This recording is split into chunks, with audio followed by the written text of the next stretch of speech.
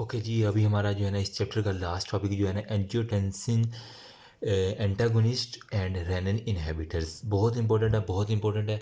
इसको जो है ना वो मैं इसी चार्ट की फॉर्म में बनाने की कोशिश करता हूँ। ठीक है। अमूमन जो होता है ना वो लिखा होता है ACE inhibitor, angiotensin converting enzyme inhibitor. सही है। अब क्या है हमारे पास एंजियो टेंसिनोजिन जो था ना वो किसके अंदर कन्वर्ट होता था, एंजियोटेंसिन 1 के अंदर, ऐसे ही है। ठीक है। और किडनी से हमारे पास हार्मोन आता था रेनिन, वो क्या करता है एंजियोटेंसिन को एंजियोटेंसिन 1 में। उसके बाद जो है लंग्स से आ जाता था एंजियोटेंसिन कन्वर्टिंग एंजाइम ACE जिसको हम लिखते हैं, तो हमारे पास बन जाता है एंजियोटेंसिन 2। ओके हो गया। अब ये एंजियोटेंसिन 2 जो है ना ये हमारे पास आता था लंग से। अब इसको अगर हम इनहेबिट कर दें एंजियोटेंसिन 2 को, तो हमारे पास क्या होगा, ये एंजियोटेंसिन 2 नहीं बनेगा। ये कन्वर्टिंग एंजाइम को इनहिबिट करने को तो 2 नहीं बनेगा, जिसकी वजह से हमारे पास ना तो वेजो कंस्ट्रिक्शन होगी और ना इस तरह की हाइपरटेंसिविटी होगा। लेकिन लेकिन लेकिन लेकिन ACE का एक जो है ना वो हमारे पास साइड इफ़ेक्ट भी आ जाता है।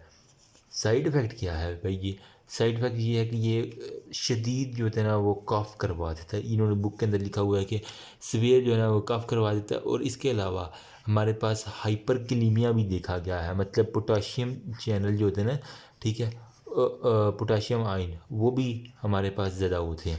तो यहाँ पे हम थोड़ा सा डिस्कस कर लेते हैं। एंजियोटेंसिन कन्वर्टिंग एंजाइम इनहिबिटर हो गया, और इसके बाद रिसेप्टर का मैं बाद में बताता हूँ। ठीक है। एंजियोटेंसिन कन्वर्टिंग एंजाइम 2 हो गया, पेप्टाइड डाइपेप्टाइड काज करता है reduction of the blood vessel angiotensin हो गया।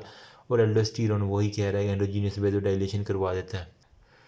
इसकी वो टॉक्सिसिटी की यहाँ पे फिर बात कर रहा है कि हमारे पास जो है ना वो सवेयर कफ हमारे पास आ जानी है। ठीक है। उसके बाद जो है ना इसका रीनल डैमेज भी कुछ देखा गया है। ठीक है।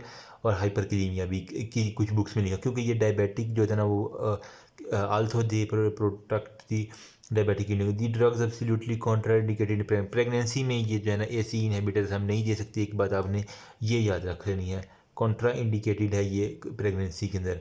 अच्छा, इसके बाद जो थे ना वो ACE इनहिबिटर, हाँ यहाँ पे साथ ही अगर ये आ जाते हैं तो नेवर यूज इन प्रेगनेंसी, ये कभी नहीं देना, कभी नहीं देनी।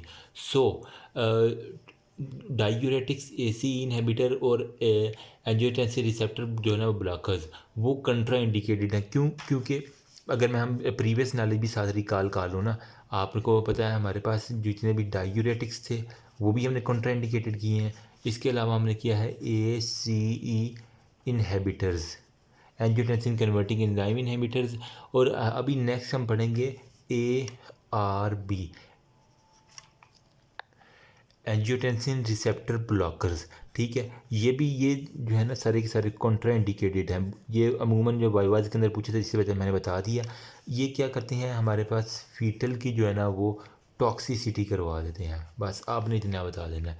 अच्छा, ARB के बारे में अब हम थोड़ा सा डिस्कस कर लें। एंजियोटेंसिन रिसेप्टर ब्लॉकर्स ये क्या करते हैं, उस रिसेप्टर को ही ब्लॉक करते हैं। मतलब अगर हम इसको जो है ना वो नाकाम हो गए हैं रोकने में एंजियोटेंसिन कन्वर्टिंग एंजाइम को, ये ज़्यादा नखरोला था, इसने क्या किया एंजियोटेंसिन 2 बना दिया। तो हम क्या करेंगे, इसने जहाँ पे लगना है ना जाकर जिस रिसेप्टर पे, उस रिसेप्टर को ही ब्लॉक कर दो चुप करके, तो ये बना भी रहेगा तो इसका कोई फ़ायदा नहीं होगा। तो हम क्या करेंगे, ये 81 जो होते हैं ना रिसेप्टर, 81 रिसेप्टर एंजियोटेंसिन जो रिसेप्टर होता है जहाँ पे जाके एंजियोटेंसिनोजिन 2 लगता है, उसको जाके क्या करेगा, ब्लॉक कर देता है। ठीक है। अमूमन जो एंजियोटेंसिनोजिन 2 जो है ना वो 81 के ऊपर जाके लगता है, 81 रिसेप्टर के ऊपर, और वो क्या करवाता है, वेजो कंस्ट्रिक्शन। अगर हम इस रिसेप्टर को एंजियोटेंसिन रिसेप्टर ब्लॉकर को यहाँ पे डालेंगे तो ये इसको ब्लॉक कर देगा, हमारे पास ये वेजो कंस्ट्रिक्शन भी नहीं होगी। अच्छा, इसका एक फ़ायदा ये भी है कि ये ना तो हमारे पास कफ करवाता है लेकिन हाइपरक्लीमिया करवा देता है। सही है।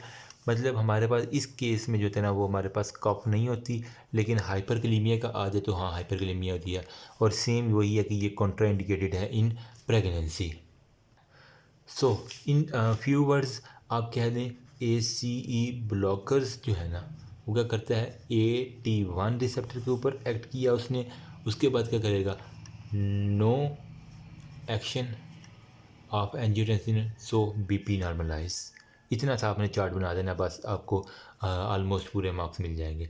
ठीक है, अब ARB की अगर एग्जांपल पूछ लें तो आप इसके बता देंगे। एक हमारे पास ड्रग आती है लोसार्टन, सही है। इस ड्रग का जो है ना वो एंजियोटेंसिन रिसेप्टर ब्लॉकर होता है। अगर यहाँ पे कहीं लिखा हो तो मैं बता देता हूँ आपको। अच्छा, लास्ट पे एक और पॉइंट है, वो है हमारे पास यहाँ पे आपको ड्रग दिखने को मिलेगी, उसमें लिखा हुआ है एलेस्किरिन। एलेस्किरिन क्या है? ये ड्रग जो होता है ना, हमने पहले ये ब्लॉक किया, यहाँ पे रिसेप्टर ब्लॉक किया, लेकिन हमने रेनिन को भी इनहिबिट करके ये सारे का सारा काम रोक सकते हैं ना। तो इसके लिए एक ड्रग है एलेस्किरिन जो है ना, ये क्या करती है हमारे पास, रेनिन की जो होती है ना किडनी से रिलीज़ नहीं करवाने देती। ठीक है, और जब रेनिन रिलीज़ नहीं होगी तो नो वेज ऑफ कंस्ट्रिक्शन। ठीक है, ना वेजो कंस्ट्रिक्शन होगा, ना होगा बांस, ना बजेगी बांसुरी, तो भी हमारे पास बीपी वो नॉर्मलाइज हो जाएगा, जब तेज़ नहीं होगा बीपी। सही है। तो लेकिन इसका ये है टॉक्सिसिटी में क्या आता है हमारे पास, एक तो हेडिक देखा गया, उसके अलावा जो है ना वो डायरिया भी देखा गया। ठीक है, हेडिक और डायरिया जो है ना इसकी टॉक्सिसिटी के अंदर आ जाता है। अभी यहाँ पे देख लेते हैं, यहाँ पे नेक्स्ट पेज पे उसने बड़ा अच्छा चार्ट बनाया हुआ। ठीक है, एंजियोटेंसिन को एंजियोटेंसिन 1 को फिर 2 में, ठीक है, जो कि एक्टिव वेजोकंस्ट्रिक्टर है। ये वाला इनएक्टिव था 1 वाला, 2 वाला एक्टिव है। ये तो बच्चे को पता है ना। ये फिर किसके ऊपर, AT1 रिसेप्टर के ऊपर जाकर ऐड करता है। हमने या तो एलेस्क्रिन ड्रग दे के रेनिन की इनहिबिट करवा देनी है, ठीक है, या फिर ऐसी इनहिबिटर्स कोई दे देना है। ठीक है, वो क्या करेगा, एंजियोटेंसिन जिनको ये कन्वर्टिंग एंजाइम जो है कैप्टोप्रिल जो होता है ना मेडिसिन का नाम होता है, वो क्या करती है, एंजाइम को रोक देती है, इनएक्टिव कर देती है। या फिर AT1 रिसेप्टर ब्लॉकर लोसार्टन, ये वाली हमने ड्रग दे देनी है। सही है, तो इसलिए मैंने साथ साथ लिखे हुए ताकि दोबारा पढ़ने तो याद रह जाए। आप भी इसी तरह लिख लीजिएगा, इंशाल्लाह आपको फिर मदद मिल जाएगी। ठीक है, बाकी ये कहानी मैंने सारी बता दी है। और वही कह रहा है एलेस्क्रिन जो होता है ना वो हेडिक और डायरिया करवा देता है अगर ज़्यादा देते हैं, ये रेनिन की एक्शन को रोक देता है। ठीक है, और कंट्रा इंडिकेटेड है ये भी प्रेगनेंसी में था। और टॉक्सिसिटी या फेसिडी इनहिबिशन वो सारे की रिड्यूस एल्डोस्टेरोन। बाकी क्लिनिकल एंटी हाइपरटेंसिव के हैं वो है स्टेप केयर हो गया। इसके अलावा हमारे पास मतलब उसका सारे का सारा क्लिनिकली यूज़ यही कह रहा है कि हम ना हाइपरटेंसिव की देते हैं। नाम में ही काम है पॉलीफार्मेसी, मतलब कि बहुत सारी इसके यूजेस आ जाएंगे। एडवांस होगा, वो कह रहा है कि हाइपरटेंशन एक कम्प्लेक्स थेरापी है। ठीक है, इस वजह से हम जो है ना step care Aahista Aahista major compensatory responses को सिग्निफिकेंट टॉक्सिसिटी को मद्देनज़र करते हुए ये सारे कर लेते हैं। और इसके अलावा वो कह रहा है कि multiple drug at the low doses in patient with moderate and severe hypertension हो गया। वही कि ऐसा ऐसा जो है ना वो हम पेशेंट के रीगेम में स्टेप वाइज जो है ना फैशन के अंदर एडिशनल चीज़ें ऐड करते हैं ताकि उसका बीपी नॉर्मलाइज हो जाए। इसके अलावा जो है ना ड्रग के अलावा हम उसके लाइफस्टाइल को, मतलब उसकी कहते हैं नमक शमक आपने नहीं खाना, अपना वेट लूज़ करो थोड़ा सा। डायूरेटिक्स में थायराइड डायूरेटिक्स और लूप डायूरेटिक्स आपको पता ही होंगे। थायराइड वाली जो है ना डायूरेटिक्स मतलब ज़्यादा से ज़्यादा उसका फ्लूइड लॉस हो, सिंपैथेटिक एक्टिविटी को इनहिबिट कर दे, वेजो डायलेटर दे देंगे या AC इनहिबिटर, ये सारे पढ़ चुके हैं हम।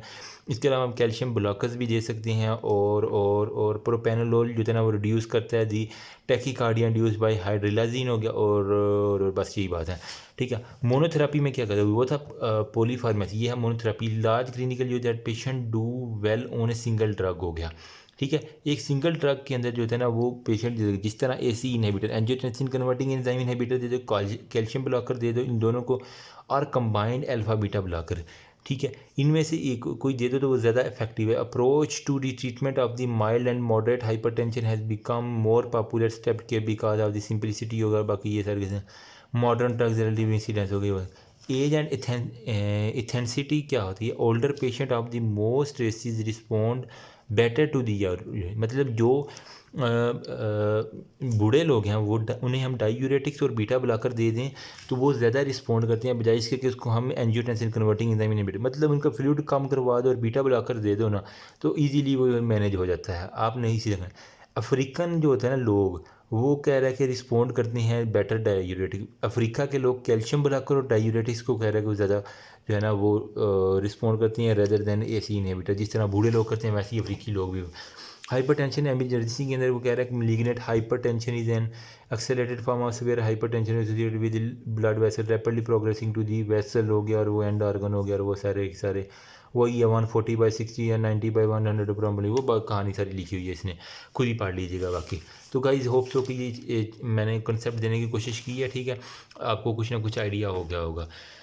इधर देखो डायूरेटिक्स में देखो थायराइड और लूप डायूरेटिक्स है, एक कंपनसेटरी रिस्पॉन्स होगा। मतलब हमने कंपनसेटरी रिस्पॉन्स कौन कौन से पढ़े हैं, डायूरेटिक्स पढ़ा है, बीटा ब्लॉकर्स पढ़े हैं, वेजोडाइलेटर पढ़े हैं और डाइटर और एंजियोटेंसिन एंटागोनिस्ट, एसी इनहिबिटर और एआरबी। अब होप सो अब ये चार्ट आप पढ़ेंगे ना तो आपको समझ आ जाएगी अच्छे से। मिनिमल जो है कंपनसेटरी रिस्पॉन्स इसका है डायूरेटिक्स का, सिंपैथोपैथी का साल्ट एंड वाटर रिटेंशन हो गया, बीटा ब्लॉकर का भी मिनिमल है, लेकिन वेजोडाइलेटर जो है ना वो moderate tachycardia, hydralazine moderate tachycardia, जबकि मिनॉक्सीडिल जो है ना वो मार्क टैकीकार्डिया। ये एक एमसीक्यू बहुत इंपॉर्टेंट है, बहुत इंपॉर्टेंट, इसको मैं लिख देता हूँ, ठीक है। मॉडरेट टैकीकार्डिया कौन करवाता है, हाइड्रोलाजिन, जबकि मिनॉक्सीडिल एम से मार्क्ड और एम से मिनॉक्सीडिल जो होता है ना वो तेज़ करवाता है। ये एक एमसीक्यू आपको आना चाहिए, ठीक है। और निफेडिमिन में ये बाकी वो सारे करते हैं, जबकि नाइट्रोप्यूरोसाइड साल्ट एंड वाटर रिटेंशन, मतलब ऑलमोस्ट ये सारे साल्ट एंड वाटर। एंजियोटेंसिन जो है ना उसका भी मिनिमल इफेक्ट हो गया। सारा चैप्टर ऑलमोस्ट कवर कर लिया मैंने, अपनी तरफ से कोशिश की है जितना मुझसे अच्छा एक्सप्लेन हो सके मैं कर दूँ। बाकी आप खुद पढ़ लीजिएगा, अगर मुझसे कोई गलती हुई हो तो आप कमेंट सेक्शन में बता सकते हैं। और अभी नेक्स्ट वीडियो जो है ना वो हमने बनानी है इसकी drug use in treatment of angina pectoralis. इंशाल्लाह ये बना के और छोटे छोटे चैप्टर्स हैं उनको जल्दी से कवर करके ना साइड पे हो जाएंगे। थैंक यू सो मच, अल्लाह हाफिज़।